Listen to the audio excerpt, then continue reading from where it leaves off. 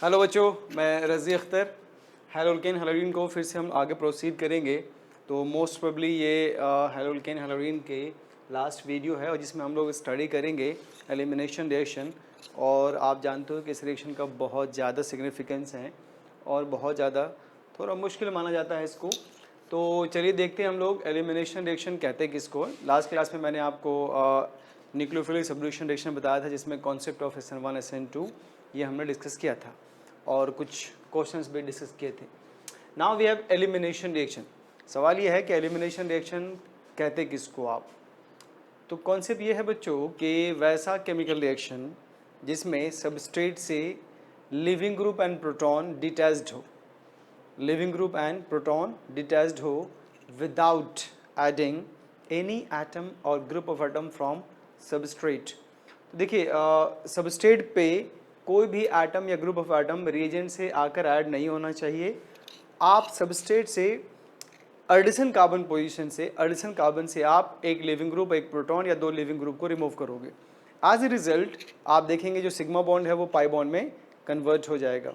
तो आप इसे कह सकते हो कि वैसा chemical reaction, those chemical reaction in which leaving group and proton are detached from addition carbon atom without adding any atom or group of atom from reagent is called elimination reaction। तो आप दूसरे शब्दों में कह सकते हो कि actually it is the type of chemical reaction in which sigma bonds are converted into pi bond। तो एक्चुअली में ये वो केमिकल रिएक्शन है जिसमें सिग्मा बॉन्ड का कन्वर्जन होगा पाई बॉन्ड में। तो ऑब्वियस सी बात है, सिग्मा बॉन्ड आपका स्ट्रॉन्ग बॉन्ड होता है और पाई बॉन्ड वीक बॉन्ड होता है। इसका मतलब ये प्रोसेस आपका कैसा होगा, गेस करिए, एक्सोथर्मिक होगा या एंडोथर्मिक होगा। तो ऑब्वियस सी बात है जब आप स्ट्रॉन्ग बॉन्ड को ब्रेक करके वीक बॉन्ड बना रहे हो तो प्रोसेस आपका ऑब्वियस सी बात है कैसा होगा बच्चों, एंडोथर्मिक होगा। तो लेट्स सी, देखिए जैसे हमने यहाँ पे एक कंपाउंड लिया और उसमें बेस डाला, रिएक्शन बन गया क्या, अल्कीन हो गया। तो आप देखें यहाँ पे दो सिग्मा बॉन्ड, ये सिग्मा बॉन्ड और ये सिग्मा बॉन्ड टूटकर एक पाई बॉन्ड बना है। तो इसी को हमने कहा कि actually elimination reaction kind of reaction होता है जिसमें सिग्मा बॉन्ड का कन्वर्जन होगा, सिग्मा बॉन्ड्स का कन्वर्जन होगा इनटू पाई बॉन्ड। ये देखिए, और ये process it is an endothermic reaction and feasible at high temperature. ये एंडोथर्मिक रिएक्शन है और इस रिएक्शन को आप कैरीड आउट कराएंगे हाई टेम्परेचर पे, कम से कम 50 डिग्री सेल्सियस के एवब पे ही आप इस रिएक्शन को प्रोसीड कर पाओगे। किसको बच्चों, एलिमिनेशन रिएक्शन को। तो आई होप आपको ये डेफिनेशन समझ में आ गया होगा। नहीं, मेन कॉन्सेप्ट हम लोग आगे देखते हैं बच्चों। देखिए क्या है, तो जस्ट सपोज करिए इसको आप क्या बोलते हैं बच्चों, इसको आप बोलते हो सबस्ट्रेट। ये है सबस्ट्रेट और बेस बनेगा आपका यहाँ पे रिएजेंट। ये आपका रिएजेंट है। आप इस रिएक्शन में देख रहे हो यहाँ से ये लिविंग ग्रुप और ये लिविंग ग्रुप डिटैच्ड हुआ और इनके बीच पाई बॉन्ड बन गया। ठीक है, तो चूंकि आप दो सिग्मा बॉन्ड्स को पाई बॉन्ड में कन्वर्ट कर रहे हो तो ये प्रोसेस क्या आएगा, एंथैल्पी ऑफ रिएक्शन पॉजिटिव आएगा। दैट मीन्स के प्रोसेस आपका एंडोथर्मिक है, आपने इन्हें रिएक्शन प्रोवाइड, इन्हें एनर्जी प्रोवाइड करी है। लेकिन चूंकि नंबर ऑफ मॉलिक्यूल्स बढ़ रहे हैं, नंबर ऑफ मॉलिक्यूल्स अगर बढ़ेंगे प्रोडक्ट साइड में तो उनकी एंट्रोपी क्या होगी बच्चों, बढ़ेगी। एंट्रोपी किसको कहते हैं आप, रैंडमनेस को, डिसऑर्डरनेस को। तो ये पॉजिटिव है जो कि फिजिबिलिटी के लिए हमें चाहिए। अब आपने पढ़ा ये रिएक्शन, देखिए delta G equal to del H minus TdS। ये थर्मोडायनामिक का बहुत ही फेमस इक्वेशन है जिसमें डेल्टा जी आपके पास एक्चुअली है क्या, गिव्स फ्री एनर्जी, और एच को कहते हो आप एंथैल्पी। अब ये एंडोथर्मिक है, एक्सोथर्मिक है, देखते हो, और ये आपका है एंट्रोपी। ठीक है, तो अगर आप देखिए ये पॉजिटिव है, इसकी वैल्यू क्या होगी, निगेटिव। और स्पॉन्टेनियस रिएक्शन के लिए, फिजिबल रिएक्शन के लिए डेल्टा जी की वैल्यू कैसी होनी चाहिए, नेगेटिव। तो अगर आप चाहते हो कि डेल्टा जी नेगेटिव हो, इस टेम्परेचर को बढ़ाइए ताकि ये नेगेटिव पार्ट की वैल्यू बढ़े और इस पॉजिटिव से ज्यादा हो जाए और फाइनली आपका डेल्टा जी नेगेटिव हो। इसीलिए एलिमिनेशन रिएक्शन प्रोसीड करेगा एट हाई टेम्परेचर। तो एलिमिनेशन रिएक्शन जब भी आप प्रोसीड करेंगे किस टेम्परेचर पे बच्चों, हाई टेम्परेचर पे। और मैं आपको बता दूं कि 50 डिग्री से एवव, 50 डिग्री से एवव टेम्परेचर जनरली हम लोग एलिमिनेशन रिएक्शन के लिए लेते हैं। 100 लो, 200 लो, वट एवर, लेकिन 50 से ज़्यादा होना चाहिए। अब देखिए एलिमिनेशन रिएक्शन को हम लोगों ने 3 कैटेगरी में कैटेगराइज किया है बच्चों। पहला रिएक्शन है एलिमिनेशन यूनिमोलिकुलर रिएक्शन, जिसको आप E1 कहते हो। दूसरा एलिमिनेशन बाईमोलिकुलर रिएक्शन, जिसको आप E2 कहते हो। और तीसरा आपके पास है E1CB elimination unimolecular conjugate base. ये जो तीनों आप टाइप देख रहे हैं बच्चों, वो basically on the basis of mechanism है। अगर आप इसको रफली याद रखना चाहते हो तो आप याद रखना E1 में इंटरमीडिएट बनेगा कार्बोकटायन। तो वैसा एलिमिनेशन रिएक्शन जिसमें इंटरमीडिएट क्या बने, कार्बोकटायन, तो आप उसे E1 रिएक्शन कहोगे। यहां पे देखिए, यहां पे बनेगा ट्रांजिशन स्टेट, ट्रांजिशन स्टेट। तो अगर एलिमिनेशन रिएक्शन में ट्रांजिशन स्टेट बनता है तो आप उसे E2 रिएक्शन कहेंगे बच्चों। और अगर कार्ब एनायन बन गया as a intermediate, carbanion बन गया बच्चे as a intermediate, then that reaction is called elimination unimolecular conjugate base. तो रफली आपको ये याद रखना है कि E1 में इंटरमीडिएट कार्बोकटायन बनेगा, E2 में ट्रांजिशन स्टेट, और E1CB में carbanion as a intermediate बनेगा। तो ये आपको रफली याद रखना होगा, just distinguish among E1, E2 and E1CB। तो अब आपको इन तीनों का डिटेल स्टडी करना होगा मॉलिक्यूलर लेवल पे। तो चलिए हम लोग डिस्कस करते हैं सबसे पहले E1 के लिए। तो देखिए बच्चों, ये आपके पास 3 डिग्री अल्काइल हैलाइड है। This is what 3 degree alkyl halide. बहुत इंटरेस्टिंग है अगर ध्यान से सुने तो। अब आप इसमें रिएजेंट यूज करोगे बेस। पहली कंडीशन ये है कि अगर आप चाहते हो कि रिएक्शन E1 हो तो वीक बेस आपको लेना होगा। Weak base prefer E1 reaction. तो वीक बेस आप जानते ही हो, SN1 SN2 में भी पढ़ा था हम लोगों ने। वाटर एंड अल्कोहल को जनरली हम वीक बेस कहते हैं। दूसरी बात कि इस रिएक्शन को प्रोसीड करने के लिए टेम्परेचर आपका 50 डिग्री सेल्सियस से ज़्यादा होना चाहिए। और तीसरी इंपॉर्टेंट बात यह है कि 2 स्टेप में प्रोसीड होगा। पहले ये Cl जाएगा तो क्या बनेगा बच्चों, कार्बोकटायन। तो देखिए ये बन गया आपका कार्बोकटायन एज ए इंटरमीडिएट। अब चूंकि कार्बोकटायन में कार्बन का हाइब्रिडेशन स्टेट क्या होता है, sp2, और रेस्ट जो अल्फा कार्बन है वो sp3 है। बीइंग sp2 ज्यादा इलेक्ट्रोनेगेटिव होगा, और जब ये इलेक्ट्रॉन विड्रॉ करेगा ये कार्बन इस कार्बन से, तो इस पे प्रेजेंट कार्बन में एसिडिटी आ जाएगी और इसको आप बेस कहते हो। तो ये यहाँ से H+ ट्रैप कर H3O+ बना लेगा, और इस कार्बन पे जो माइनस है वो इस प्लस से मिलके क्या बना दिया, डबल बॉन्ड। तो रिजल्ट क्या मिल गया आपको, अल्कीन। तो ऐसे रिएक्शन को आप E1 रिएक्शन कहेंगे, एलिमिनेशन यूनिमोलिकुलर रिएक्शन कहेंगे। तो क्या देखा बच्चे आपने, 2 स्टेप में प्रोसीड होगा। पहले स्टेप में कार्बोकटायन बनेगा, फिर दूसरे स्टेप में बेस आकर प्रोटॉन को ले जाएगा। तो यहाँ पे बहुत स्ट्रॉन्ग बेस नहीं होना चाहिए, यहाँ पे आपको वीक बेस लेना है। और सबसे इंपॉर्टेंट बात यह है कि आप टेम्परेचर हाई रखोगे। अगर आपने टेम्परेचर हाई नहीं रखा तो फिर एलिमिनेशन और न्यूक्लियोफिलिक सब्स्टिट्यूशन में कंपटीशन हो जाएगा। ठीक है, तो हमें हाई टेम्परेचर रखना है फॉर एलिमिनेशन रिएक्शन। तो लेट्स सी आगे क्या होता है, एग्जाम्पल से ज्यादा समझ में आएगा आपको।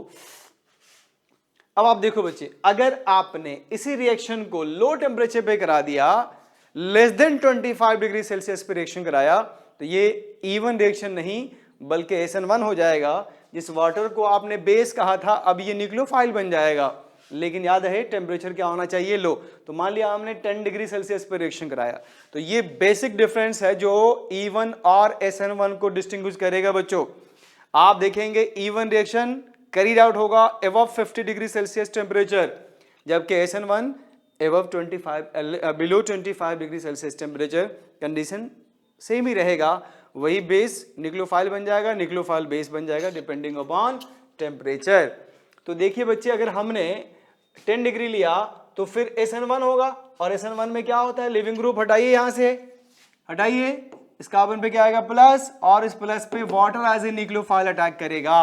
तो जब water as a nucleophile attack करेगा तो क्या देगा इसको, माइनस, तो प्रोडक्ट विल बी अल्कोहल। तो आपने देखा कि प्रोडक्ट क्या बन गया, अल्कोहल। अच्छा, अगर आप इसका रेट एक्सप्रेशन लिखोगे तो रेट आएगा, ये चूंकि एक्सपेरिमेंटल होता है, हेलोल्केन का पावर 1 और बेस का पावर 0, मतलब बेस के कॉन्सेंट्रेशन पे रेट ऑफ रिएक्शन डिपेंड नहीं करेगा। इस रिएक्शन का ऑर्डर क्या आएगा बच्चे? 1। रिएक्शन कैसा होगा? यूनिमोलिकुलर, इसीलिए आप इसको E1 कहते हो, E1 एलिमिनेशन यूनिमोलिकुलर रिएक्शन। तो इंपॉर्टेंट बात ये बताई गई कि for E1 and SN1 weak base are used, है ना। और सॉल्वेंट कौन सा यूज करेंगे? Polar protic solvent, just like SN1 reaction. जैसे SN1 में हमने पोलर प्रोटिक सॉल्वेंट यूज किया था, सिमिलरली E1 में भी आप पोलर प्रोटिक सॉल्वेंट यूज करेंगे और वीक बेस यूज करेंगे। सारी बातें ध्यान रखना बच्चों। पहला फैक्टर टेम्परेचर, दूसरा आपने देखा वीक बेस नहीं, और क्या बनेगा? कार्बोकेटाइन। इंटरमीडिएट क्या बनेगा? कार्बोकेटाइन।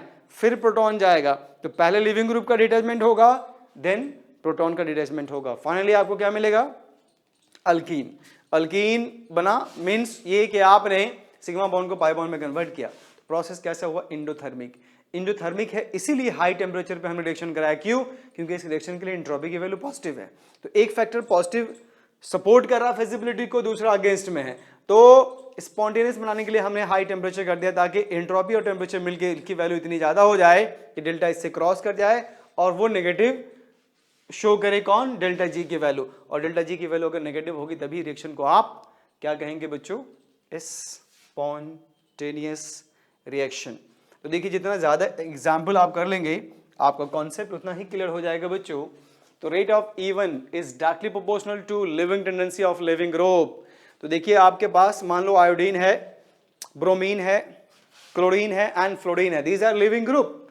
तो ये इस बात पे भी डिपेंड करेगा कि किसका लिविंग ग्रुप कितना अच्छा है, कौन कितना इजी वे में डिटैच होता है, या किसका लिविंग ग्रुप कितना वीक बेस है।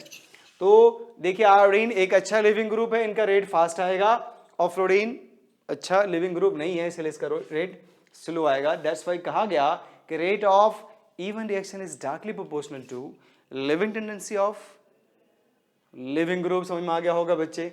अब हमें इन रिएक्शंस का स्पेसिफिक एग्जाम्पल देखना है, तो अब आपको थोड़ा स्लो मोशन में ध्यान से देखना होगा। ये आपने एक कंपाउंड लिया है बच्चों, क्या है ये कंपाउंड? 1 2 3 4। आप कहेंगे 2 क्लोरो 2 मिथाइल ब्यूटेन। वाटर लिया और 100 डिग्री सेल्सियस। क्या समझ में आया? जैसे ही 100 देखा आपने, मतलब रिएक्शन आपका E1 है। और ये वाटर क्या है? वाटर है आपका वीक बेस, मतलब ये भी सपोर्ट कर रहा है कि E1 है, हाई टेम्परेचर भी E1 है। अब जैसे ही आपने डिटेक्ट कर लिया E1 है, तो पहले आप इस Cl को हटाइए, इस कार्बन पे प्लस लाइए। तो जैसे ही कार्बन पे प्लस आएगा, देख लो बच्चों, ये इस कार्बन पे कौन आया? Positive charge. अब इस कार्बोकेटाइन के एडिशन पे दो तरह के कार्बन हैं। कहोगे 3 तरह के? नहीं, ये दोनों सेम है, तो 2 तरह के। तो आप प्रोटॉन यहां से भी निकाल सकते हो और प्रोटॉन यहां से भी निकाल सकते हो। तो दैट मीन्स कि आपको 2 पॉसिबल प्रोडक्ट मिलेंगे, this one and this one. देख लीजिए, एक आपको मिल रहा है 1 2 3 4 2 मिथाइल ब्यूटेन, और दूसरा मिल रहा है आपको 2 मिथाइल ब्यूटेन। तो 2 पॉसिबल प्रोडक्ट बने हैं। अब आपको बताना है बच्चों कि which one is major product and which one is minor product. तो ऐसे सिचुएशन में आपको एक रूल पढ़ना होता है, that rule is called Saytzeff rule. According to this rule, more substituted alkene is more stable. Alkene जितना ज्यादा सब्स्टिट्यूटेड होगा वो उतना ज्यादा स्टेबल होगा। जैसे आप इस अल्कीन को देखिए, इसमें कितने अल्काइल ग्रुप है? 3, तो आप कहेंगे ट्राई सब्स्टिट्यूटेड। इस अल्कीन के पास कितने अल्काइल ग्रुप है? तो 2 अल्काइल ग्रुप, आप इसे कहेंगे डाई सब्स्टिट्यूटेड। तो according to Saytzeff rule, more substituted alkene is more stable. तो आप देखिए इसमें 3 सब्स्टिट्यूशन है, इसीलिए ज्यादा स्टेबल है और ये मेजर प्रोडक्ट बन गया। नहीं, आप इसी को हाइपर कॉन्जुगेशन से भी समझा सकते हो।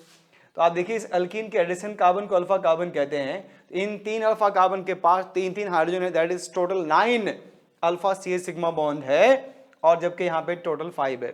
तो more the number of alpha CH sigma bond, more will be the hyper conjugation and more will be the stability of alkyne. तो जितना ज्यादा हाइपर कॉन्जुगेशन, जितना ज्यादा सब्स्टिट्यूशन, वो अल्कीन उतना ज़्यादा स्टेबल, और वही आपका बनेगा major product. This is called Saytzeff rule, more substituted alkene is more stable. I hope आप लोगों को समझ में आ रहा होगा बच्चे, है इंटरेस्टिंग ये, ठीक है। चलिए आगे चलते हैं, इस पे और एक दो स्पेसिफिक एग्जाम्पल डिस्कस कर लेते हैं।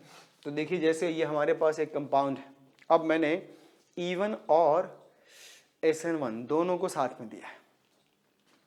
सबसे पहले इसको देखिए, ये वाटर है, वाटर वीक बेस और वीक न्यूक्लियोफाइल दोनों होता है।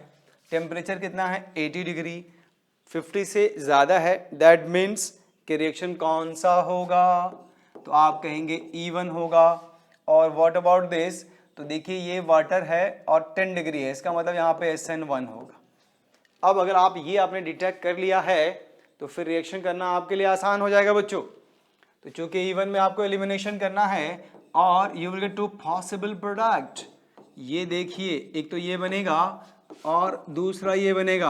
आप कहोगे कैसे, तो लेट्स सी ऐसे, जैसे यहाँ से आपने इस क्लोरीन को बाहर किया, जिस कार्बन से आपने क्लोरीन को हटाया उस कार्बन पे कौन आया, पॉजिटिव चार्ज, और ये सिस्टम के लिए मोस्ट स्टेबल है।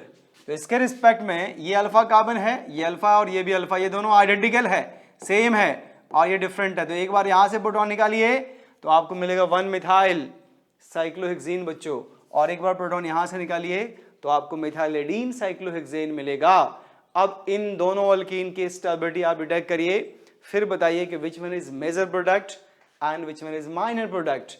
तो आप इस अल्कीन को देखिए, इस अल्कीन से 1 2 3 अल्काइल ग्रुप जुड़े हुए हैं और इनसे सिर्फ 2, ये ट्राई सब्स्टिट्यूटेड, डाई सब्स्टिट्यूटेड, इसे कहेंगे आप मोर स्टेबल, इसे कहेंगे आप लेस स्टेबल। कौन सा रूल, सर्जेफ रूल। तो ये क्या हो जाएगा बच्चे, मेजर प्रोडक्ट, और ये क्या बनेगा आपका माइनर प्रोडक्ट। तो आई होप ये कॉन्सेप्ट आपका कुछ हद तक क्लियर हो रहा होगा, ठीक है। अब आइए, वाटर है 10 डिग्री सेल्सियस पे आपने लिया है, रिएक्शन होगा क्या SN1, तो कार्बोनाइट में वाटर का न्यूक्लियोफिलिक हमला कराओ तो ये इस पे कौन आ जाएगा OH, प्रोडक्ट क्या बनेगा 1 मिथाइल साइक्लोहेक्सेनॉल, 1 मिथाइल साइक्लोहेक्सेनॉल। तो कॉन्सेप्ट क्लियर हो रहा होगा बच्चों। देखिए यहाँ पे भी ये एक लिविंग ग्रुप है और टेम्परेचर कितना 100 डिग्री सेल्सियस है। जब आप इसको पहले हटा लीजिए, इस कार्बन पे प्लस ले आइए और उसके बाद सोचिए कि कितने अल्कीन बना सकते हो। एक अल्कीन आपने ये बना लिया बच्चों और दूसरा अल्कीन ये बना लिया। अब इसमें देखिए 3 to 5 to 7, तो 7 हाइपर कॉन्जुगेशन है और इसमें 2 to 4 हाइपर कॉन्जुगेशन है, तो ये क्या हो गया, ज़्यादा स्टेबल हो गया, तो ये बन गया आपका मेजर प्रोडक्ट और ये बन गया आपका माइनर प्रोडक्ट। अब आप देखो बच्चे, चूंकि यहाँ भी 100 डिग्री सेल्सियस है, फिर से आप कार्बोकेटाइन प्रोड्यूस कर लो, इस कार्बन पे प्लस आएगा। अगर आप ये सोचते हो कि यहाँ से अल्कीन बनाएंगे तो गलत, क्योंकि इसमें अरेंजमेंट भी कर सकते हो, नहीं तो देखिए ये जो आपने कार्बोकेटाइन बनाया है वो ज़्यादा स्टेबल नहीं है, ये कार्बोकेटाइन ज़्यादा स्टेबल नहीं है, तो इन्हें मोर स्टेबल बनाने के लिए आपको हाइड्राइड की शिफ्टिंग करनी होगी। तो एक्चुअली में कार्बोकेटाइन ये है आपका। अब आप एलिमिनेशन सोचिए, तो यहां से एक प्रोटॉन निकाल सकते हो तो आपको मिलेगा एक प्रोडक्ट जो कि मेजर प्रोडक्ट होगा बच्चों।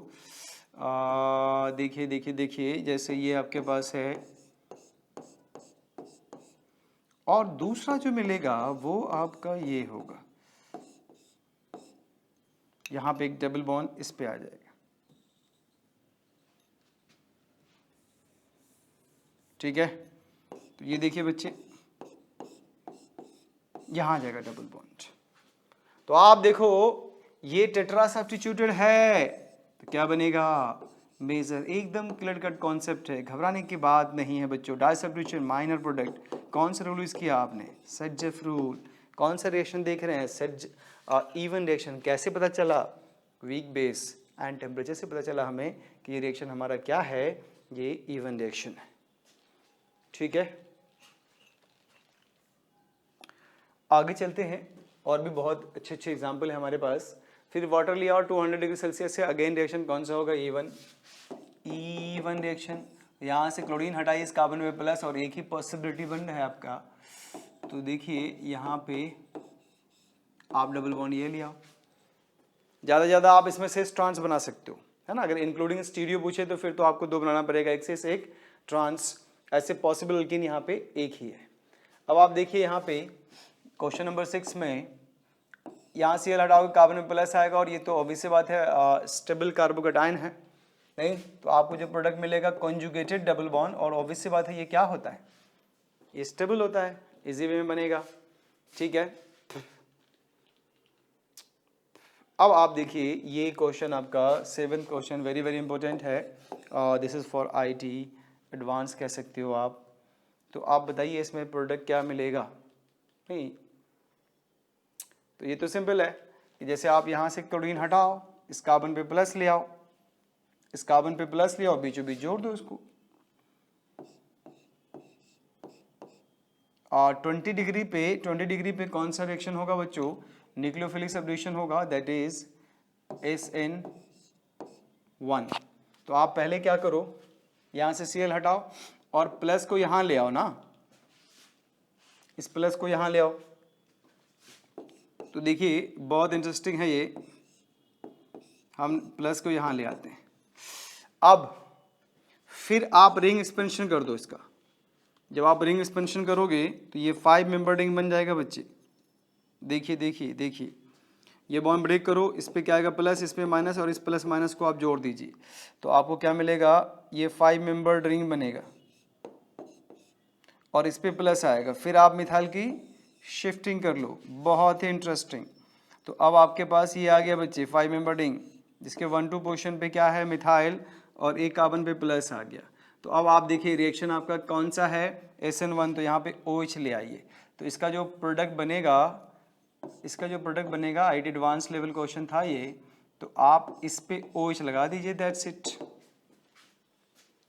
और अगर आप एलिमिनेशन रिएक्शन करोगे तो जो मेजर प्रोडक्ट बनेगा आपका वो 1-2 पोजीशन पे डबल बॉन्ड बनाना पड़ेगा, 1,2 डाइमिथाइल साइक्लोपेंटीन बना।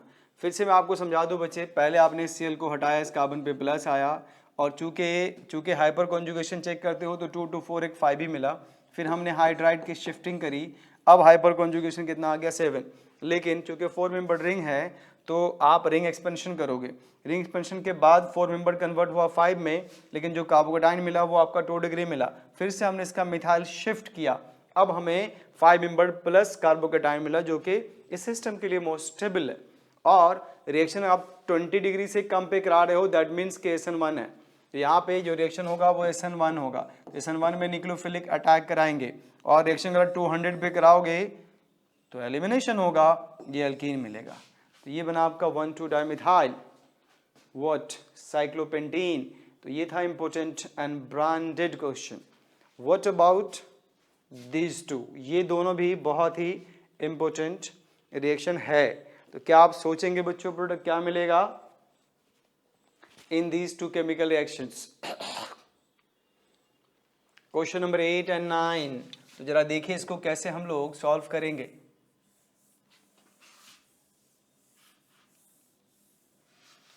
तो देखो बच्चों, पहले आप क्या करो, चूंकि रिएक्शन आपका 200 डिग्री सेल्सियस पे है, दैट इज ये तो डिसाइड हो गया कि E1 है, और E1 में पहला काम करोगे क्या, जहां पे लिविंग ग्रुप होगा उसको हटा के हम बना लेंगे कार्बोकेटाइन।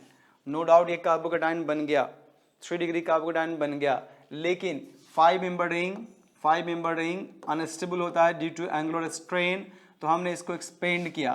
तो आप देखिए इस कार्बन पे प्लस है, आपने इसके बॉन्ड को ब्रेक किया है बच्चों, इसके एक बॉन्ड को आपने ब्रेक किया है, ऐसे कुछ ये वाला बॉन्ड ब्रेक हुआ, तो इसको माइनस में कन्वर्ट करेंगे और इसको प्लस में, और ये माइनस प्लस मिलकर बना लेगा बॉन्ड।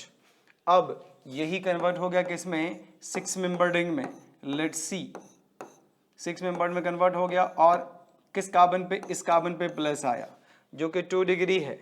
फिर क्या करें आप, मिथाइल की शिफ्टिंग कर ले बच्चे, तो अब आपको मिला 1,2 डाइमिथाइल साइक्लोहेक्सेन, लेकिन इसके एक कार्बन पे क्या आएगा प्लस। अब आप रिएक्शन क्या करना चाहते हो, 200 पे एलिमिनेशन होगा, तो आप देखिए एक हाइड्रोजन इसके पास है, प्रोटॉन निकाल दीजिए, तो आपको जो मेजर प्रोडक्ट मिलेगा दैट इज 1,2 डाइमिथाइल साइक्लोहेक्सीन। आप एक माइनर प्रोडक्ट भी बना सकते हो, बल्कि 2 माइनर प्रोडक्ट बना सकते हो बच्चों। देखिए एक डबल बॉन्ड आप यहाँ लगा सकते हैं और एक इनके साथ लगा सकते हैं, एक इनके साथ लगा सकते हैं। तो आप चेक कर लो कौन मैक्सिमम स्टेबल। ऑब्वियस सी बात है ये मोर सब्स्टिट्यूटेड है, तो मैक्सिमम प्रोडक्ट ये बनेगा, आपका मेजर प्रोडक्ट ये होगा। तो इस तरह के क्वेश्चंस स्पेशली एडवांस लेवल होते हैं, कॉम्पिटिटिव एग्जाम में आपको मिलेंगे। स्कूल में इस तरह के क्वेश्चंस नहीं आते बच्चों, सिंपल सिंपल क्वेश्चन आते हैं विदाउट अरेंजमेंट वाले। अगर आप इसको देखें, फिर से इसको सोचिए, ये भी बहुत इंपॉर्टेंट है। पहले आप चाहो तो इसको नोट डाउन कर लो, या फिर मैं आपको एक बार फिर से समझा दूं। हमने क्या देखा, वाटर कैसा होता है, स्ट्रॉन्ग या वीक? तो आप कहेंगे वीक बेस होता है। और टेम्परेचर आपने रखा है, हीट रखा है, इसका मतलब हाई टेम्परेचर है कितना, 200। तो ये दोनों फैक्टर इस बात को फेवर कर रहा है कि रिएक्शन आपका इवन है। अब जैसे ही इवन आएगा तो हमारे ब्रेन में वो चलेगा कि इवन क्या क्या होता है। तो जैसे कि देखिए सबसे पहले स्टेप में हमने Br माइनस को यहाँ से रिमूव किया तो हमें मिला कार्बोकेटाइन। अब आपको ये चेक करना होता है कि कार्बोकेटाइन इस सिस्टम के लिए स्टेबल है या अरेंजमेंट की पॉसिबिलिटी है। तो देखो यहाँ पे नो डाउट 3 डिग्री है, लेकिन चूंकि इसके ऑल कार्बन्स में स्ट्रेन है 5 मेंबर की वजह से, इसलिए यहाँ पे रिंग एक्सपेंशन को प्रेफर करेगा। तो रिंग एक्सपेंड करके बन गया 6 मेंबर रिंग, लेकिन जो कार्बोकेटाइन आपने बनाया 2 डिग्री है, फिर आपने मिथाइल शिफ्ट किया और फाइनली 3 डिग्री बनाया। तो ये कार्बोकेटाइन इस सिस्टम के लिए मोस्ट स्टेबल है। क्यों? क्योंकि ये 6 मेंबर्ड भी है और 3 डिग्री भी है। अब आगे जो कंडीशन उसके अकॉर्डिंग, अगर एलिमिनेशन है तो आप डबल बॉन्ड बनाएंगे। तो आप देखिए इस कार्बन पे अगर प्लस है तो डबल बॉन्ड इनके साथ भी बन सकता है, इनके साथ भी और इनके साथ भी, और ये तीनों डिफरेंट है। तो दैट मीन्स के 3 पॉसिबल प्रोडक्ट्स मिलेंगे। अब इनमें आप लगा दो सेडजेफ रूल।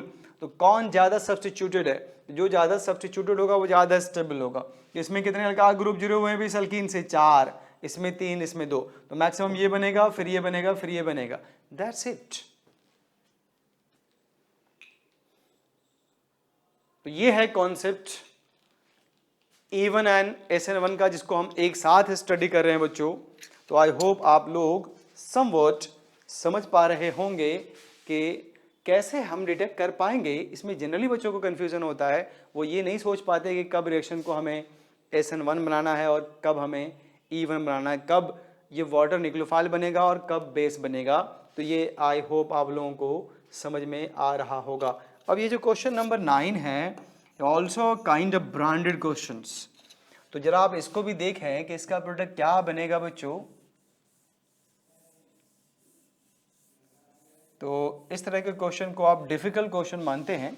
देखिए डिफिकल्ट क्वेश्चन बनाएंगे तो कॉन्सेप्ट आपका और क्लियर होगा, कॉन्फिडेंस लेवल बूस्टअप होगा, आप में लर्निंग की कैपेबिलिटी बढ़ेगी।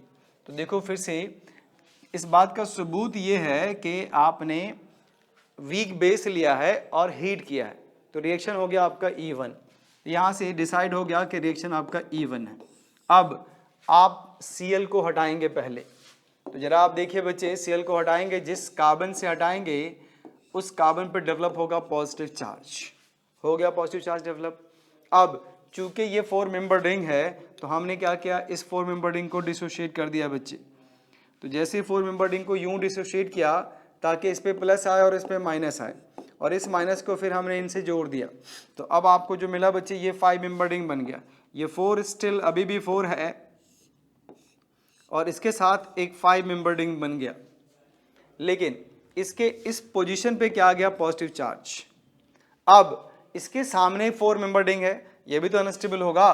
फिर आप इस बॉन्ड को ब्रेक कर दो, इस पे माइनस आना चाहिए, इस पे प्लस आना चाहिए। तो देखिए इजी वे में मैं ब्रेक करके आपको बताता हूँ। जनरली बच्चों को थोड़ी परेशानी हो सकती है, लेकिन घबराने की बात नहीं है। तो देखिए बच्चे, हमने इस बॉन्ड को ब्रेक किया तो इस पे क्या आया प्लस, और इस CH2 पे क्या आया माइनस। फिर आप इनको बॉन्ड के थ्रू जोड़ दो, तो अब देखिए ये दोनों कनेक्ट हुआ। तो अब ये जो बना है आपका, ये 5 मेंबर रिंग इधर भी बना और 5 मेंबर रिंग इधर भी बना, और इसके इस कार्बन पे क्या आ गया, पॉजिटिव चार्ज, और इनके पास क्या है, हाइड्रोजन। आपका टेम्परेचर क्या है, हाई। रिएक्शन कौन सा है, एलिमिनेशन। तो आपको जो फाइनल प्रोडक्ट मिला ब्रांडेड क्वेश्चन का, वो ये मिला बच्चों। तो अगर आप 4 ऑप्शन में देखेंगे तो आपको ये मिलेगा। देखो मेनी टाइम्स इसमें एक्सपेंशन हुआ, ठीक है, रीअरेंजमेंट जिसको आप कह सकते हो। और फाइनली जब हमें कार्बोकेटाइन मिल गया स्टेबल, फिर हमने सर्जेफ रूल के अकॉर्डिंग यहाँ पे मेजर प्रोडक्ट प्रोड्यूस कर लिया। आप डबल बॉन्ड यहाँ भी बना सकते थे और यहाँ भी, तो ये बनता माइनर प्रोडक्ट। तो चूंकि हमें मेजर प्रोडक्ट बनाना होता है बच्चों, इसलिए हमने मेजर प्रोडक्ट इस इवन रिएक्शन से बना लिया। ठीक है, तो ये आप लोगों को समझ में आ रहा होगा। इतना कॉन्सेप्ट आपको डॉक्टर इंजीनियर बनने के लिए बहुत है, बहुत ज़्यादा पढ़ने की ज़रूरत नहीं है, बस आपके कॉन्सेप्ट की क्लैरिटी होनी चाहिए। आपका कॉन्सेप्ट कितना क्लियर है इस बात पर डिपेंड करता है कि आप डॉक्टर इंजीनियर बनेंगे या नहीं बनेंगे। ठीक है, तो जरा आप देखिए बच्चे, ये एक रिएक्शन है, आप वाटर लेकर 200 डिग्री पर रिएक्शन करा रहे हो, तो ऑब्वियस सी बात है प्रोसीड करेगा E1 से। तो आप इस बॉन्ड को ब्रेक करिए, कार्बन पे प्लस लाइए। जैसे ही कार्बन पे प्लस आएगा बच्चे, तो ये तो कार्बोकेटाइन बना, लेकिन 1 डिग्री कार्बोकेटाइन है। फिर आपको मिथाइल की शिफ्टिंग करनी होगी। जब आप मिथाइल की शिफ्टिंग करेंगे तो इसके कार्बन पे क्या आ जाएगा, पॉजिटिव चार्ज, और इस CH2 पे कौन आ जाएगा, CH3। अब आपके लिए ये मोस्ट स्टेबल कार्बोकेटाइन है। तो आप सोचिए बच्चे, कहाँ से प्रोटॉन निकालेंगे फ्रॉम मेजर प्रोडक्ट। अगर आपने यहाँ से प्रोटॉन निकाला तो मेजर प्रोडक्ट बनेगा, यहाँ से क्या बनेगा, माइनर प्रोडक्ट बनेगा। तो आप बना सकते हैं, देखिए जैसे CH3 डबल बॉन्ड CH3, ये आपका मेजर प्रोडक्ट बन गया। तो इस तरह क्वेश्चन आपको कॉम्पिटिटिव एग्जाम में मिलेगा। कुछ भी नहीं है, बहुत आसान है। मेन ये स्ट्रेस देना होता है, ये अगर आपने डिटेक्ट कर लिया और मैकेनिज्म आपको मालूम है, तो क्वेश्चन चाहे कितना भी मुश्किल आ जाए, आपको परेशानी नहीं होगी। तो ये था ऑल अबाउट इवन रिएक्शन। अब तक हमने इवन रिएक्शन देखा। तो इवन रिएक्शन को डिटेक्ट करने का क्या तरीका है बच्चों, high temperature, weak base, carbocation intermediate बनेगा। और अगर कार्बोकेटाइन बनाते हो तो फिर आप ये चेक करना कि जो आपने कार्बोकेटाइन बनाया है क्या वो सिस्टम के लिए मोस्ट स्टेबल है या उसमें रेजमेंट की आवश्यकता है। तो अगर रेजमेंट होगा तो रेजमेंट कराना। फिर जब मोस्ट स्टेबल बन जाए, फिर वहाँ पे सर्जेफ रूल लगाकर आप डिटेक्ट कर लोगे कौन सा अल्कीन हमारा ज़्यादा स्टेबल बनेगा। अब आइए बच्चों, दूसरा है E2 reaction, elimination by molecular reaction. इसमें देखिए जैसे कहा गया कि यहाँ भी ऑब्वियस बात है, ये आपके पास लिविंग ग्रुप है, ये प्रोटॉन है, डिटैच्ड होगा।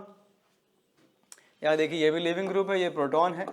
आप इस कार्बन को अल्फा कार्बन मान लीजिए और इस कार्बन को बीटा मान लीजिए। कौन सा कार्बन बीटा, तो जिस कार्बन पे फंक्शनल ग्रुप प्रेजेंट है उसको आप अल्फा कह देते हो बच्चों। जिस कार्बन पे फंक्शनल ग्रुप प्रेजेंट है आप उसे अल्फा बोलिए और उसके एडिशन कार्बन को बीटा बोलिए। अब इसमें बेस डालिए। इंटरेस्टिंग बात यह है कि ये बेस आपका बहुत ही तगड़ा होना चाहिए, स्ट्रॉन्ग बेस, और हाई टेम्परेचर यहाँ पे प्रेफर करेगा। भाई एलिमिनेशन के लिए आपको हाई टेम्परेचर चाहिए। अब आप बेस वीक से स्ट्रॉन्ग कर देंगे तो पाथ बदल जाएगा बच्चों, पाथ बदल जाएगा, मैकेनिज्म चेंज हो जाएगा। अब रिएक्शन E2 कहलाएगा। प्रोडक्ट अभी भी अल्कीन बनेगा आपका नहीं। अब इसमें क्या पाथ होगा, क्या मैकेनिज्म होगा, वो आप देखेंगे। जरा इसका मैकेनिज्म देखिए बच्चों। चूंकि आपने स्ट्रॉन्ग बेस लिया है तो ये बेस आएगा इनके साथ, कहां पे, ध्यान से देखिए, ये बेस आएगा, अल्फा है ये और बीटा है। इस बीटा हाइड्रोजन को ट्रैप करने के लिए नहीं, लेकिन ये एक साथ देखो इजी वे में ट्रैप नहीं हो सकता। ये क्या होगा, by making transition state trap करेगा। जैसा कि आप जानते हो ये डेल्टा माइनस चार्ज है, इस पर डेल्टा प्लस है ना। और अगर ये प्रोटॉन ट्रैप करेगा, अगर ये निकलेगा यहाँ पे, तो ये इस कार्बन पे डेल्टा माइनस आएगा। तो आप क्या देखोगे, simultaneously detachment of leaving group and detachment of this proton with the help of base takes place. तो धीरे धीरे यहां से लिविंग ग्रुप जाएगा तो यहाँ पे पार्शियल डबल बॉन्ड आएगा, और धीरे धीरे प्रोटॉन डिटैच्ड होगा यहाँ से H प्लस के फॉर्म में, तो पार्शियल नेगेटिव। अब ये पार्शियल नेगेटिव और पॉजिटिव बॉन्ड बनाना शुरू करेगा। जो कार्बन कार्बन के बीच देख रहे हैं, ये बॉन्ड फॉर्मेशन हो रहा है, इनके बीच बॉन्ड डिसोसिएशन हो रहा है, इनके बीच बॉन्ड डिसोसिएशन हो रहा है, यहाँ पे बॉन्ड फॉर्मेशन हो रहा है। तो बेस और हाइड्रोजन के बीच bond formation, carbon leaving group के बीच बॉन्ड डिसोसिएशन, कार्बन कार्बन के बीच बॉन्ड फॉर्मेशन, ये सब साइमल्टेनियसली हो रहा है बच्चों। और एक इंटरेस्टिंग बात ये कि बेस जब भी अप्रोच करेगा वो लिविंग ग्रुप के अपोजिट साइड वाले हाइड्रोजन को अप्रोच करेगा। फॉर यू का इंफॉर्मेशन याद रखना, ताकि जो ट्रांजिशन स्टेट बने वो anti periplanar transition state बने। Anti periplanar transition state, अगर यहां पे हाइड्रोजन होता इस साइड बनाते तो वो पेरी प्लेनर ट्रांजिशन स्टेट कहलाता। चूंकि बेस एक बल्की ग्रुप होगा, इलेक्ट्रॉन क्लाउड से भरा हुआ होगा, तो वो रिपेल करेगा लिविंग ग्रुप और इसको उस रिपल्सन से सिस्टम में जो ट्रांजिशन स्टेट बनाएंगे वो अनस्टेबल बनेगा। तो दैट्स वाई जब भी आप E2 रिएक्शन कराएंगे तो जो आपका ट्रांजिशन स्टेट बनेगा वो कैसा होना चाहिए बच्चों? Anti periplanar transition state होना चाहिए। तो एक साइड से लिविंग ग्रुप जाएगा तो दूसरे साइड से प्रोटॉन का डिटैचमेंट करेंगे, आप सेम साइड से नहीं निकाल सकते क्योंकि ये इफेक्टिव नहीं होगा। तो आई होप आप लोगों को ये समझ में आ गया बच्चे। अप टू हियर ये ट्रांजिशन स्टेट कहलाता है। फाइनली यहाँ से लिविंग ग्रुप चला जाएगा, यहाँ से प्रोटॉन बेस के साथ चला जाएगा और इनके बीच क्या आ जाएगा बच्चे? Double bond. अगर ऐसा होता है तो इस रिएक्शन को आप elimination unimolecular conjugate base reaction कहेंगे। आई होप आप लोगों को ये समझ में आ गया होगा। आइए देखिए अब strong base is used in E2 reaction, याद रखना। अब स्ट्रॉन्ग बेस क्या होता है भाई? स्ट्रॉन्ग बेस में आ गया आपके पास KOH, कैसा? नशे में होना चाहिए, अल्कोहलिक, ठीक है, या सोडामाइड ले सकते हो आप, NaNH2, वो भी तगड़ा होता है भाई। तो जैसे KOH आपने देखा और हीट देखा, याद रखना, KOH देखा और आपने हीट देखा, आप समझ गए रिएक्शन आपका एलिमिनेशन है। तो अब आपके लिए परेशानी नहीं होगी, ये अल्फा और ये बीटा है, ये दोनों बीटा सेम है। तो अल्फा कार्बन से आप लिविंग ग्रुप को हटाइए और बीटा कार्बन से प्रोटॉन एंड अल्फा बीटा के बीच डबल बॉन्ड बना दीजिए। ये क्या बन गया बच्चे? अल्कीन। चूंकि इसमें कार्बोकेटाइन नहीं बनता इसलिए आप रीअरेंजमेंट नहीं कर सकते। फिर आइए देखिए, ये आपके पास है 1 क्लोरोसाइक्लोहेक्सेन, KOH अल्कोहलिक, हीट लिया, रिएक्शन कैसा हो गया? E2। ये आपके पास देखो H है और ये भी H है, दोनों इक्विवेलेंट है। तो आप अल्फा कार्बन से क्लोरीन निकालिए, बीटा से हाइड्रोजन, और अल्फा बीटा के बीच क्या बना दीजिए? Double bond. प्रोडक्ट क्या मिल गया बच्चों? साइक्लोहेक्सीन। एलिमिनेशन रिएक्शन प्रोसीड हो गया। अब आप देखिए जो नेक्स्ट एग्जाम्पल हमारे पास है दैट इज 2 क्लोरो ब्यूटेन है बच्चों। This is what? 2 chloro butane. इसमें आपने क्या लिया? Alcoholic KOH। अब ये अल्फा कार्बन है, ये बीटा है और ये भी बीटा है, लेकिन ये दोनों बीटा डिफरेंट है, मीन्स दो पॉसिबल प्रोडक्ट बनने की पॉसिबिलिटी आ गई यहाँ पे। तो फिर यहाँ पे मेजर माइनर डिसाइड करने के लिए वही रूल, कौन सा रूल? Set-Jeff rule. तो पहले पॉसिबल प्रोडक्ट बनाइए, एक अल्फा बीटा के बीच, ये क्या बना बच्चे? ब्यूट 1-इन। अच्छा, दूसरा क्या बना? ब्यूट 2-इन। तीसरा भी बना है क्या? यस, ब्यूट 2-इन। कहोगे दोनों सेम है तो क्यों लिखा दो बार? तो देखो बच्चे, एक है आपका ट्रांस और दूसरा आपके पास है सिस। तो आप देखिए ये मोनो सब्स्टिट्यूटेड है, ये दोनों डाई सब्स्टिट्यूटेड है। अब इन दोनों में ट्रांस का डायपोल मोमेंट 0 होता है भाई, तो ये आपका मेन प्रोडक्ट बनेगा, मेजर प्रोडक्ट बनेगा। तो सबसे ज्यादा आपको मिलेगा ट्रांस बिट्वीन, देन सिस बिट्वीन, और सबसे कम लिस्ट ब्यूट 1-इन बनेगा। क्या ये समझ में आया कि नहीं आपको बताइए? तो अगर आपने स्ट्रॉन्ग बेस लिया, अगर आपने स्ट्रॉन्ग बेस लिया जैसे KOH अल्कोहलिक नशे में, तो आपको प्रोडक्ट क्या मिलेगा बच्चों? अल्कीन मिलेगा। अब देखिए एक मामूली सा क्वेश्चन आता है स्पेशली बोर्ड एग्जाम में, कि जैसे मान लीजिए आपके पास,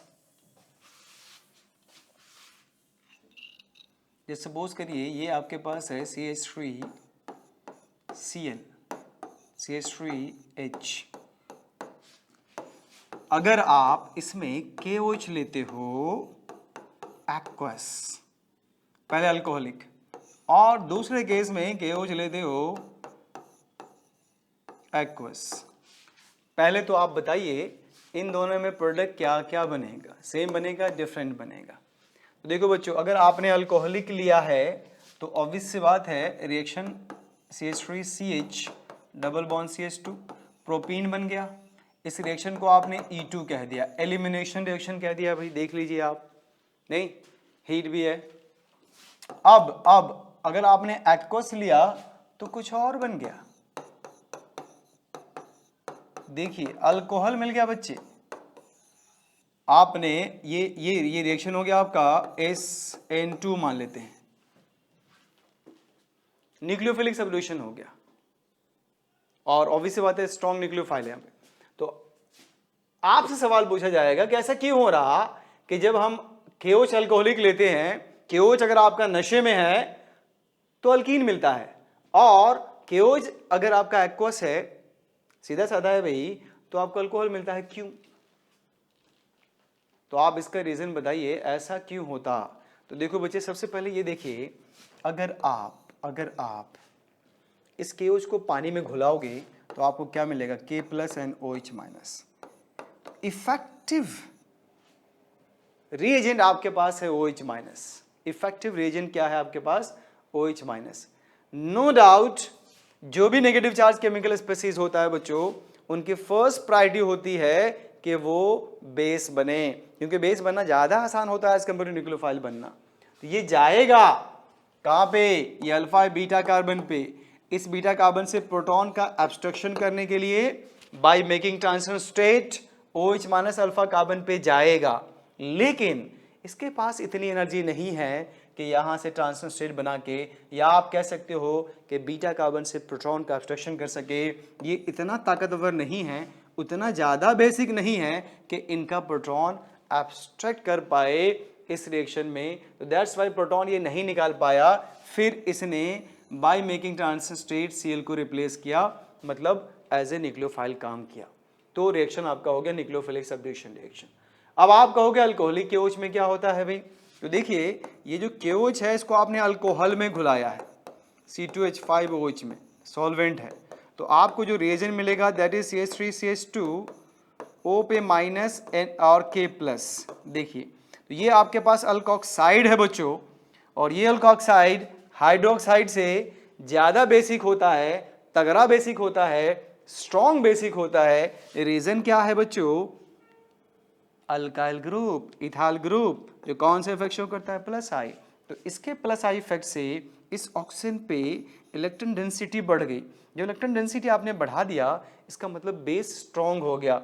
अब ये भी आया इसके बीटा पोजीशन पे और सक्सेस हो गया। तो ये बीटा पोजीशन से by making transition state proton का ऑब्स्ट्रक्शन कर पाया, जबकि OH- नहीं कर पाया। जब नहीं कर पाया तो न्यूक्लियोफाइल बनना पड़ा इसको, और जब इसने डिटैचमेंट कर लिया तो अल्कीन बन गया। तो यही वजह है बच्चों कि जब आप अल्कोहलिक KOH लेते हो, तो रिएक्शन आपका E2 होता है, और जब आप एक्वस KOH लेते हो तो रिएक्शन आपका E1 होता है। ये बोर्ड एग्जाम के लिए आपके NCERT में भी है, ये रीजन आपसे पूछेगा दो मार्क्स के लिए भी। नहीं तो अगर आप इसको एक्सप्लेन कर देते हो कि in alcoholic KOH the effective reagent is sodium या potassium ethoxide, and ethoxide ion is more basic than hydroxide. That's why this ethoxide is capable to abstract proton from beta carbon of this haloalkane, whereas OH- is a weak base and it is totally unable to abstract proton from beta carbon. तो beta carbon से proton का abstraction नहीं कर पाएगा ये तो क्या बनेगा, न्यूक्लियोफाइल। क्या आपको ये बात समझ में आ गई? आई होप समझ में आ गई होगी, बहुत मुश्किल नहीं है बच्चों, ठीक है। अब आइए जरा देखिए, क्वेश्चन करते हैं कुछ हम लोग।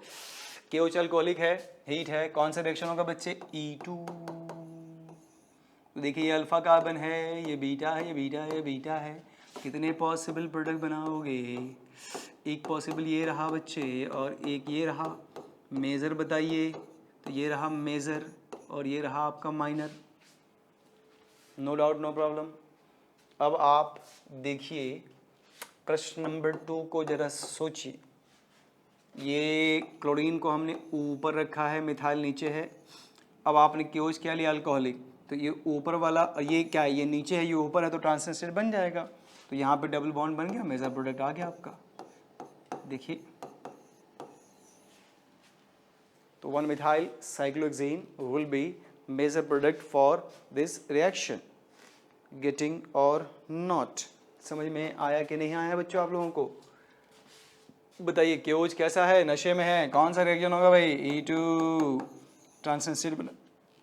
अब जरा ध्यान से देखिए यहाँ पे, देखिए क्लोरीन आपका नीचे है ध्यान से, और इस कार्बन पे ऊपर क्या है, मिथाइल है, तो मसला फंस गया। इसका क्लोरीन नीचे, हाइड्रोजन भी नीचे, तो ये दोनों नीचे, मतलब जो ट्रांजिशन स्टेट बनेगा वो पेरीप्लेनर बनेगा, अच्छा नहीं बनेगा, क्लाउड होगा। तो अब इस क्लोरीन को मजबूरी में इस वाले कार्बन से बात करनी होगी, क्योंकि इसके पास हाइड्रोजन एक ऊपर है और एक नीचे है। तो चूंकि आपको कौन सा स्टेट बनाना है बच्चों, एंटी पेरीप्लेनर ट्रांजिशन स्टेट। तो एंटी पेरीप्लेनर ट्रांजिशन स्टेट के लिए living group and proton opposite direction में होना चाहिए। तो ये Cl और H अपोजिट में है, लेकिन ये दोनों सेम साइड है। तो अब आपको जो प्रोडक्ट मिलेगा वो कहाँ से, इधर से मिलेगा। ठीक है, तो देखिए यहाँ पे थोड़ा मसला आ गया कि यहाँ पे आ गया ये, और ये है CH3। हालांकि अगर आप सेटजेफ रूल लगाते हो तो सेटजेफ के अकॉर्डिंग ये मेजर प्रोडक्ट नहीं है, लेकिन यहाँ पे ये मेजर प्रोडक्ट बना। क्यों? क्योंकि ट्रांजिशन स्टेट हमें एंटी पेरीप्लेनर बनाना था। तो ये बना आपका important question, very very important question. अब आइए क्यों अल्कोहलिक लेंगे। देखिए इसके पास तो हाइड्रोजन एसिडिक है ही, यहाँ पे आप क्या करो, कुछ इस तरह से अल्कीन बनाओ कि वो अल्कीन कीटोन के साथ कॉन्जुगेशन में आ जाए, तो ये हार्ड अल्कीन बन जाएगा आपका। यहाँ भी देखिए दो पॉसिबिलिटी है, ये भी बीटा है और ये भी बीटा है, लेकिन मेजर प्रोडक्ट यहाँ से निकालेंगे क्योंकि ये डबल बॉन्ड इसके साथ कॉन्जुगेशन में आ जाएगा। तो अगर डबल बॉन्ड रेजोनेंस में आता है बनने के बाद तो आप उसको प्रेफर करें। देखिए ये डबल बॉन्ड और ये डबल बॉन्ड रेजोनेंस में है, that's why it is preferred. ठीक है बच्चों, चलिए आगे चलते हैं। अब देखिए एक क्वेश्चन मैंने आपको दिया है, ब्रांडेड टाइप का क्वेश्चन है भाई। 1,3,5 ट्राइक्लोरो साइक्लोहेक्सेन का ट्रीटमेंट क्या आपने क्यों से क्या बनेगा बच्चा। देखो ये क्लोरीन है, ये बीटा बीटा है, तो आप समझ में आ गया होगा आपको कि तीनों साइड से आपने निकाला तो क्या बना, बेंजीन। अच्छा इस बेंजीन का आपने क्या क्या नाइट्रेशन किया बच्चों, तो ये Z क्या बनेगा, नाइट्रोबेंजीन। ये सब एकदम आप पढ़ चुके हैं, आपको परेशानी नहीं होनी चाहिए। SnHCl से क्या करते हो, रिडक्शन, सैंड में रिएक्शन में बताया था मैंने आपको। ये नाइट्रो से क्या बनेगा, एनीलीन। अब आपने NaNO2HCl 0 to 5 डिग्री सेल्सियस लिया, फिर Cu2Cl2HCl डाल दिया, तो क्या बन जाएगा भाई, सैंड में रिएक्शन याद करो, CH2Cl जाएगा, क्लोरीन आएगा, क्लोरोबेंजीन बन जाएगा, और सोडियम ट्राइथर लोगे तो याद करो ये रिएक्शन भी हम लोग पढ़ चुके हैं, इसको हम कहते हैं फिटिक रिएक्शन। बनाइए। अब चलिए ये एक पाथ है, इसको हम फिटिक ऑफ अल्काइलेशन कहते हैं बच्चों। तो ये जो मिलेगा आपको टॉलिन मिलेगा, बोलो हाँ या ना। अब इसका आपने साइड चेन रिएक्शन कराया, साइड चेन का मतलब आपने सनलाइट लिया है ना, तो सनलाइट लिया है तो साइड चेन रिएक्शन होगा। दैट मीन्स कि आप इस मिथाइल के ऑल 3 हाइड्रोजन को रिप्लेस कर दो किससे, क्लोरीन से, तो ट्राइक्लोरो मिथाइल बेंजीन बना। अब फॉर योर का इन्फॉर्मेशन ये इलेक्ट्रॉन विड्रॉइंग ग्रुप है, EWG है, तो ये मेटा डायरेक्टिंग होगा। जब आप ब्रोमिनेशन करेंगे तो यहाँ से Br+ मिलेगा और इसके मेटा पोजीशन पर अटैक करेगा बच्चों, तो आपको जो प्रोडक्ट मिला वो ये मिला। फिर आप जब ZnHCl लेते हो तो ये बताया था मैंने, क्लोरीन हटाइए, बेंजीन लगाइए, सॉरी हाइड्रोजन लगाइए, प्रोडक्ट पाइए, तो जो Y3 बनेगा आपका, Y3 ये बनेगा बच्चे, टॉलिन वापस आ गया और यहाँ पे क्या आ गया, Br। तो ये एक ऐसा कन्वर्जन है जो बहुत मुश्किल से बन पाएगा। अगर आपसे क्या है, convert benzene to meta methyl bromobenzene, नहीं तो ये आप इसी पाथ से कर पाओगे, डायरेक्ट आप कभी नहीं कर पाओगे, क्योंकि ब्रोमीन भी ऑर्थोपैरा और मिथाइल भी ऑर्थोपैरा डायरेक्टिंग होता है। तो ये एक इंपॉर्टेंट क्वेश्चन हम लोगों ने डिस्कस किया बच्चों, तो आई होप आप लोगों को ये समझ में आ रहा होगा। अब आइए E1CB, बहुत मुश्किल नहीं है। E1CB का मतलब होता है elimination unimolecular conjugate base reaction. तो यहाँ पे देखिए ये हाइड्रोजन बहुत ज़्यादा एसिडिक हाइड्रोजन है, क्योंकि इस कार्बन से 2 फ्लोरीन जुड़ा हुआ और ये भी विड्रॉइंग है। तो जब आप अल्कोहलिक की OH लोगे तो ये ट्रांजिशन स्टेट का वेट नहीं करेगा, जबकि जो रिएजेंट है ये इसका प्रोटॉन लेकर भाग जाएगा पहले ही। तो जैसे ही प्रोटॉन लेकर जाएगा तो इस कार्बन पर डेवलप हुआ क्या, नेगेटिव चार्ज। तो आप क्या कहेंगे, इंटरमीडिएट क्या बन गया, कार्बेनाइन, है ना। तो पहले प्रोटॉन चला गया, कार्बन पर डेवलप हो गया नेगेटिव चार्ज, ये बन गया कार्बेनाइन। अब ये यूं शिफ्ट होकर Cl को बाहर करेगा, तो ऐसे रिएक्शन को आप E1CB कहोगे। क्या आप नहीं जानते, CB का मतलब कॉन्जुगेट बेस होता है, और कॉन्जुगेट बेस क्या है, अगर किसी का प्रोटॉन निकाल लो तो ये क्या है, कॉन्जुगेट बेस बना आपका, तो कार्बन आयन बनाया, इसीलिए आप इसको E1CB कहते हो। तो वैसा केमिकल रिएक्शन जिसमें पहले कार्बन आयन बने वो E1CB कहलाएगा, और वैसा एलिमिनेशन जिसमें पहले कैटायन बने तो वो E1 कहलाएगा, और जिसमें ट्रांजिशन स्टेट बने वो E2 कहलाएगा। यहाँ देखो बच्चे, इस नाइट्रोजन पे क्या है, पॉजिटिव चार्ज, ये अल्फा अल्फा अल्फा अल्फा और ये बीटा है। जैसे हीट करोगे ये OH माइनस फ्री होकर बेस बन जाएगा, और ये बीटा पोजीशन से पहले एक प्रोटॉन को ट्रैप करके ले जाएगा। तो जैसे बीटा से प्रोटॉन ट्रैप करेगा, आप क्या देखोगे, उस कार्बन पे डेवलप होगा बच्चे नेगेटिव चार्ज, देख लीजिए। तो क्या बना भाई, कार्बन आयन, और फिर ये यूं शिफ्ट होकर इसको बाहर कर देगा, तो अल्कीन मिल गया आपको। तो इस रिएक्शन को भी आप E1CB कहेंगे। Let's see here, alpha beta, beta पे प्रोटॉन लाइए, इसको यूं शिफ्ट कर इसको बाहर कर दीजिए, क्या बन गया, साइक्लोहेक्सीन। तो कार्बन एनायन बना, तो आप इस रिएक्शन को भी क्या कहोगे, E1CB, elimination unimolecular conjugate base. अब आप देखिए बच्चे, यहाँ पे दो तरह के, ये अल्फा है ये बीटा है, ये अल्फा ये बीटा है। आप बताओ इस पे माइनस आएगा इस पे माइनस आएगा, किसका माइनस ज्यादा स्टेबल होगा भाई, इसका माइनस ज्यादा स्टेबल होगा। इसका मतलब इथीन आपका मेजर प्रोडक्ट बना, यहाँ पे सर्जफ रूल काम नहीं करेगा, और यहाँ पे क्या बनेगा, प्रोपीन। तो आपको दो प्रोडक्ट्स मिलेंगे, क्योंकि देखिए ये भी बीटा है और ये भी बीटा है, तो प्रोटॉन यहाँ से निकालोगे माइनस आएगा, यू शिफ्ट करके इसको हटा दोगे, और फिर दूसरे केस में इसको यू शिफ्ट करके इसको हटा दोगे, तो आपको मिलेगा इथीन एंड प्रोपीन। लेकिन इस इथीन और प्रोपीन में अगर आप सर्जेफ रूल लगाते हो तो आपका आंसर गलत आएगा, यहाँ पे हॉफमैन रूल लगता है। आप यहाँ देखिए इसका एनायन ज़्यादा स्टेबल है, इस पे जो हार्डन है वो ज़्यादा एसिडिक है, इसलिए प्रोटॉन का ऑब्स्ट्रक्शन मैक्सिमम यहाँ से होगा। तो ये बना आपका मेजर प्रोडक्ट, याद रखना इंपॉर्टेंट है बच्चों। तो ये ऑल्सो इस कार्बन पे क्या, नाइट्रोजन पे प्लस है, तो ये अल्फा अल्फा आप क्या करो भाई, किसी एक से निकालो। जस्ट मिनट, मान लिया आपने ये बीटा यहाँ से प्रोटॉन निकाला, इसको यू शिफ्ट कर दे, इसको तोड़ दीजिए, तो ये तो बनेगा ये, और इससे जुड़ जाएगा नाइट्रोजन, उस पर 2 मिथाइल है, ये बन गया आपका। अब आप देखिए बच्चे, ये कार्बन आपका बीटा, यहाँ से प्रोटॉन निकालिए, इसको यू शिफ्ट कर इसको बाहर कर दीजिए, ये बन गया स्टायरीन गैस, यही गैस जो लीक हो गया था भाई कुछ दिन पहले। तो ये बना आपका स्टायरीन। स्टायरीन गैस नहीं होता, लिक्विड होता है, लेकिन इसको जब आप किसी फैक्ट्री में यूज़ करेंगे तो हाई टेम्परेचर पे लिक्विफाई हो जाए।